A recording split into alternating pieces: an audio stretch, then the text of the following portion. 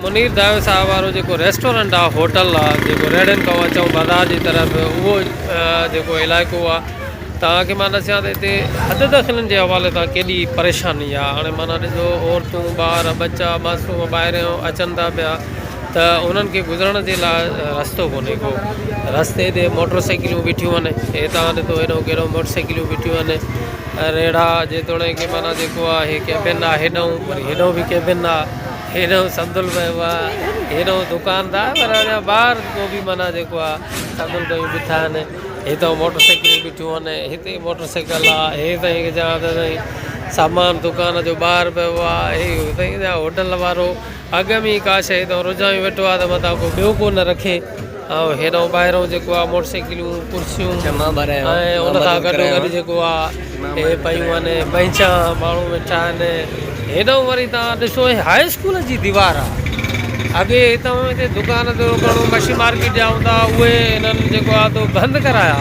वरी तव्हां ॾिसो हे ताईं ऐं पूरा माना रेड़ा अधु रोड ताईं बीठा आहिनि। वरी हेॾो ॾिसो हे दुकान जेको आहे हेॾो ॿाहिरि सामान माना रखियो वेठो हूंदो वरी हे ताईं हलो सो हे तव्हांखे ॾेखारियूं पिया मंज़र जेको आहे मदेजी जो ऐं हद दख़लनि जे हवाले सो हीअ तव्हांखे मां ॾेखारियां थो पियो मनाज़िर मदेजी जा ऐं मदे नंढड़ो माना 3-4 मीटरनि जो फ़ासिलो आहे। हीअ माना जेको आहे तो हिन जा मंज़र तव्हांखे मां ॾेखारियां थो।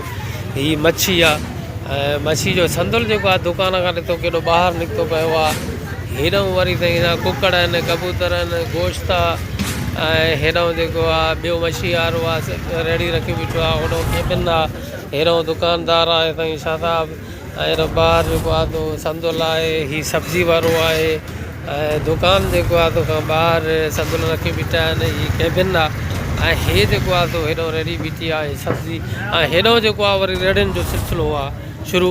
हाणे तव्हांखे रेड़ियुनि जो सिलसिलो तव्हांखे ॾेखारियूं त हे चौक आहे।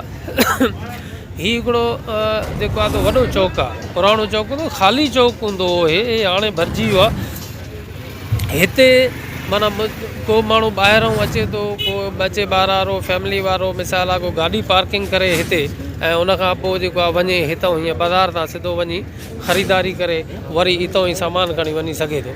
पर हे रस्तो जेको आहे तो ब्लॉक करे छॾियूं रेडियूं बीठियूं आहिनि। रेडियूं एतिरे अंदाज़ में बीठियूं आहिनि जो तव्हांखे गुज़रण जे लाइ बि को रस्तो वॾी मुश्किल तां मिलंदो। हेॾे पुराणियूं जेको आहे कमारिया हाउस आहे हेॾो 50 क़दमनि जे फ़ासिले ते आहे। उहे त वीचारा कमारिया साहिब हलिया विया उहे हूंदा त पोइ हिते रेडियुनि वारनि खे न बीहण ॾींदा छो त उन्हनि जूं वॾियूं वॾियूं गाॾियूं हूंदियूं उहे गुज़रनि की किथां गुज़रंदा ऐं पोइ जेको आहे त इन जे करे उहे न बीहण ॾींदा रेडियुनि खे। हाणे उहे विया त पोइ चऊं त शहरी ॼाणनि वञी पाण ॼाणनि पोइ उन्हनि जूं गाॾियूं हूंदियूं हलनि सिधियूं हलनि उन्हनि तां उन्हनि जो सरोकार न आहे।